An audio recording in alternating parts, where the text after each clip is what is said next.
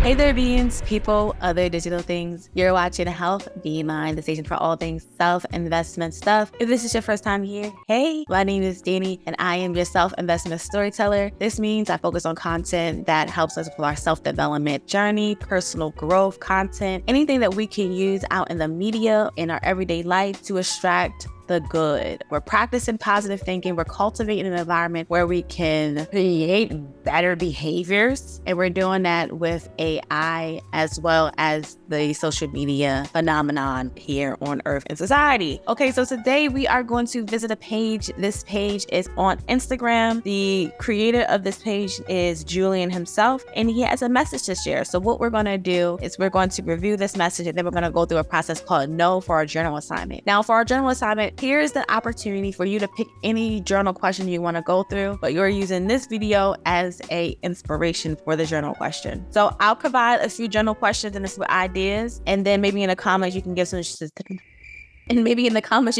suggestions as well as what you think could be inspired or what other journal questions that we can use to help our self-development journey, our personal growth journey. And even for those who are creators or authors who come to this page in order to get insight on how to speak or pitch, use this as inspiration in order to help you write your book, use it as inspiration to help you speak or add more context to whatever message you want to share out into the world. So let's go ahead and look at this.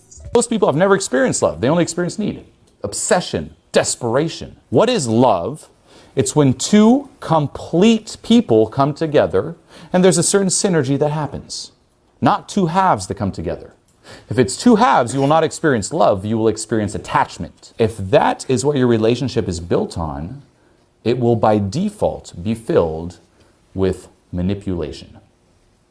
Manipulation, bribes, trying to get the other person to do what you want. Why? Because you don't want to lose that person. If you found your half and you're finally complete, do you want to lose half of you? No. And it won't even be consciously, but unconsciously, you're going to try to find ways to keep that person there. And they're going to do the same. It won't be love, it'll be manipulation and attachment. All right, friends, so that is the video that we're going to use for our journal inspiration.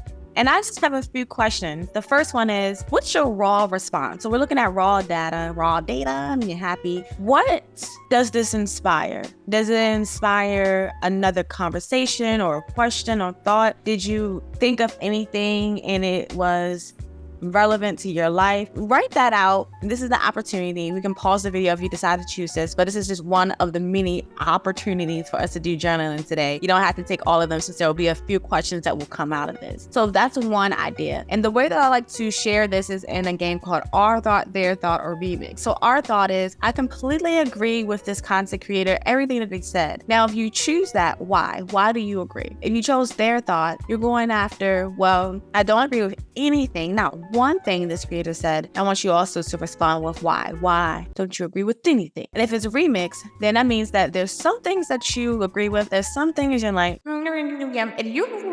then why do you agree with some, and what are the remix that you would create? So that's one idea that you can use based on this journal inspirational video. Now, the next thing we want to do is we're going to go through what I call a know process. So the know is K-N-O-W, and sometimes I change the O's a little bit, but K is always gathering that keen understanding in detail. What exactly is the message here? So the question is, when you watch this video, what message do you think this author is trying to sell here? What are they trying to promote and advertise? What's the marketing here with their message? Are they advertising that no one can be in a 50-50 relationship? Are they advertising that in a 50-50 relationship, there's always some devastating things? Are they advertising that the 50-50 relationship is only supposed to be something that is bad? Or is it good? No, probably not on this message. Okay, so that's what we're going to do with Key. Just gather and understand that outside of your bias, right?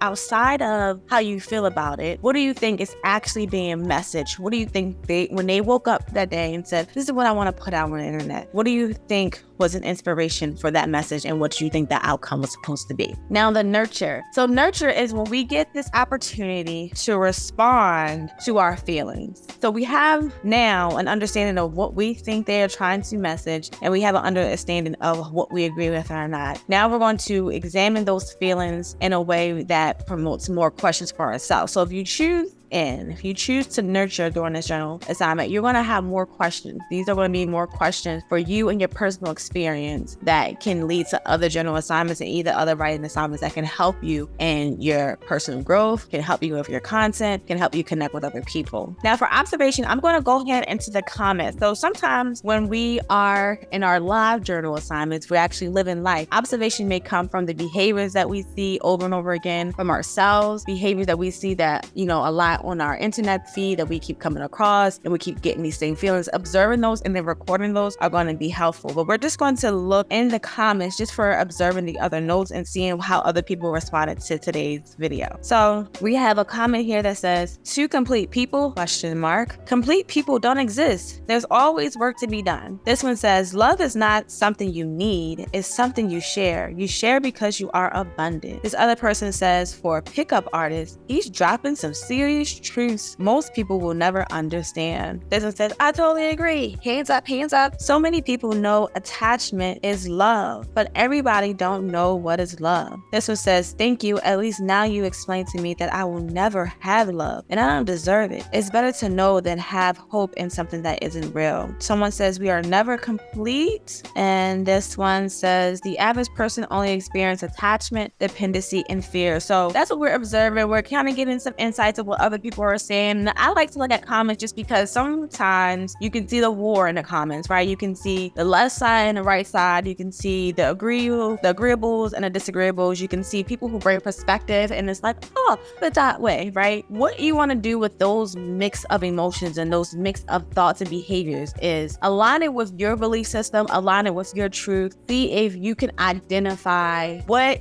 serves or supports humanity in or yourself, or what divides and drains humanity in or yourself. That's what we're doing in the observations part, is we're observing other behaviors and concepts, and we're also taking this time to identify what our values are, what our belief systems are, and does it align with that. So this is for my personal journal prompt, is where I would bring in any scriptures from the Bible that I can use to support why I think one way or the other way is different. Let's say I'm writing a paper or I'm writing a think piece and I'm saying, well, maybe I don't believe in 50-50 love, but I think that when people are talking about 50-50 love, they're not absolutely thinking in this perspective. That's not the main idea of why 50-50 love came out of it. So we're going to go to ChatGPT and present a few questions. And these questions are the questions that, I just want to share today. But the last part of the note is win. So when we think about win, how can we win with a new perspective or some gain perspective? How can we win with showing a different perspective that can help support in a better way? Where are the wins that we can extract from here? And that is the last type of journal we can do here in this experience. Here's the first question that I have. Is love 50-50? When I'm listening to the author and the message here,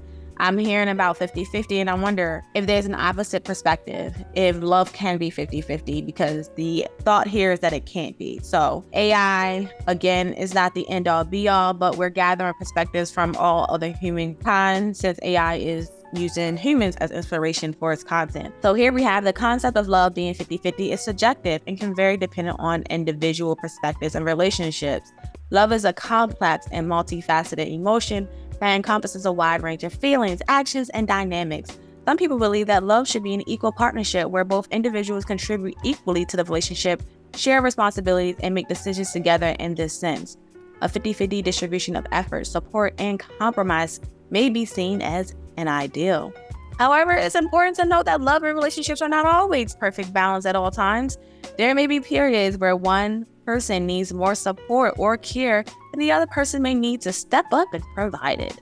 Life circumstances, personal challenges, and external factors can influence the dynamics of a relationship, making it difficult to maintain a precise 50-50 balance at all times.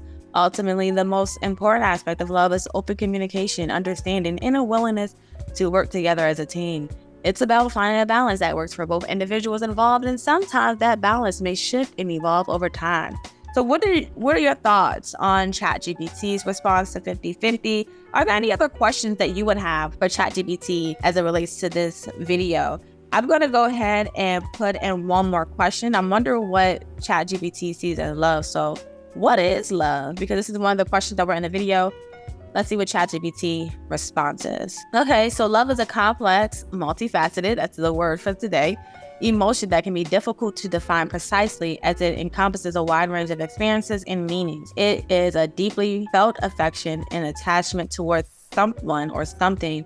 Love can be directed towards romantic partners, family members, friends, pets, and even activities or hobbies. So love involves a combination of emotion, thoughts, and behaviors. It often includes feelings of warmth, care, compassion, and desire for closeness and connection. Love can bring joy, happiness, and fulfillment, but it can also involve vulnerability, sacrifice, and challenges. So different cultures and individuals may have varying perspectives on what love means to them. Some common elements associated with love include affection, trust, commitment, support, acceptance, empathy. And you guys can pause the screen if you want to see a little bit more. I have one more question for ChatGPT before we close out. And I'm going to invite you all in the chat, in the comment box below. What general question would you like to share with us? What was your initial response to the video? Is there anything that you can add based on your values and belief system that can help cultivate that positive experience that we can have here on Earth as it relates to this subject? So my last question for ChatGPT would be about the Bible. What does the Bible say about 50 relationships? I'm sure it's going to something that doesn't talk about that, but it might have some principles. Here it is. So the Bible does not mention 50 relationships in those exact terms. However, the Bible provides principles and guidance for healthy and balanced relationships. Here are a few principles from the Bible that could be applied to the relationships. Mutual respect and honor. So we have Ephesians 5:21, submit to one another out of reverence for Christ. This verse emphasizes the importance of mutual submission and treating each other with respect and honor. Selflessness and sacrifice in Ephesians 5:25. Husbands, love your wives, just as Christ loved the church and gave himself up for her. The verse highlights the sacrificial love that husbands are called to demonstrate towards their wives, but the principle of selfless love applies to both partners. Communication and unity is in 1 Peter 3:8. Finally, all of you, be like-minded, be sympathetic, love one another, be compassionate and humble. These qualities contribute to healthy communication and foster unity in relationship. And then we have equal value and mutual support. Although the Bible recognizes distinct roles within marriage and relationships, it also confirms the equal value and importance for both partners. In Galatians 3:28, it says, there is neither Jew nor Gentile, neither slave nor free, nor is there male and female, for you all are one in Christ Jesus. The verse emphasizes the equal worth of all individuals. And that's what I'm going to say today, because I am done. It's a lot here. So here we have these scriptures here in the Bible. And this is something where I want a little bit more, I would say, any more scriptures related to romantic loves in the Bible. This will just give me a perspective based on what's important to me and what values I want to mimic as it relates to my personal development journey. I want to mimic some of the scriptures as it relates to my personal development journey. So this is what I would use. But for those who don't connect with the Bible, for those who are used in other sources, I'm interested in the comments. What do you use as a reference? What is your moral compass? Where you get that code from? Is it from other books outside the Bible? Are there any psychology books? Is it just because of your experiences, something innate in you? I'm really interested in what that is like for you. So I'm going to go ahead and put this here, and then we're going to come back and close it out. 1 Corinthians 13:47, which is a popular one. Love is patient, love is kind. It does not envy. It does not boast. It is not proud. It does not dishonor others. It is not self-seeking. It is not easily angered. It keeps no record of wrongs. Love does not delight in evil, but rejoices with the truth. It always protects, always trusts, always hopes, always preserves. So I hope everyone has a love like that. That sounds good. Proverbs 18:22 says, he who finds a wife finds a good thing and obtains favor from the Lord. So there's a lot of battle that I see and media sometimes between men and women, and we have just a lack of a foundation. A lack of foundation, a reference point to navigate those relationships as healthily as we can.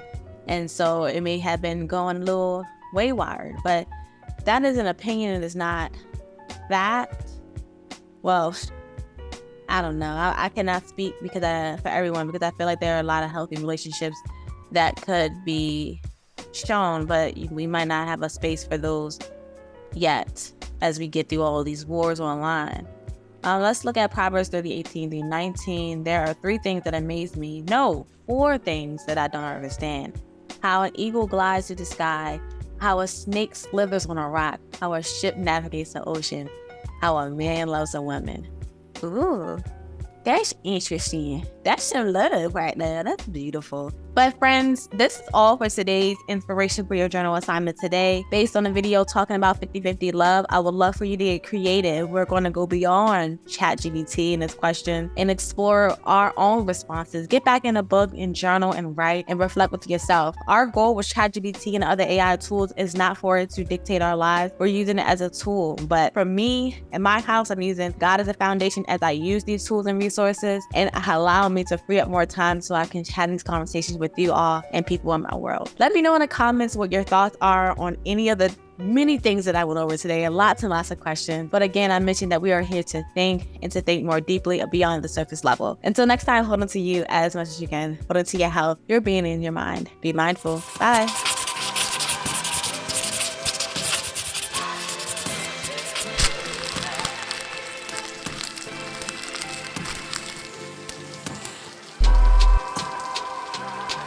Choose life, choose joy, choose peace over chaos.